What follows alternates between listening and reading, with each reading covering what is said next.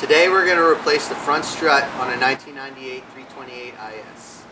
All E36s are equipped with a McPherson strut design, which means this shock is a shock combined with a structural member. The spring will be compressed down.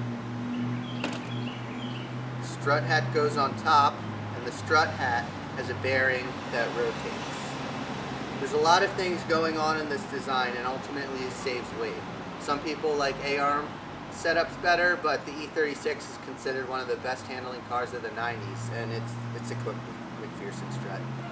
This particular E36 has a sports package.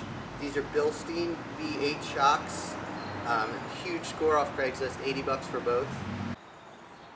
So the strut's held on down there by a through bolt on here and these two.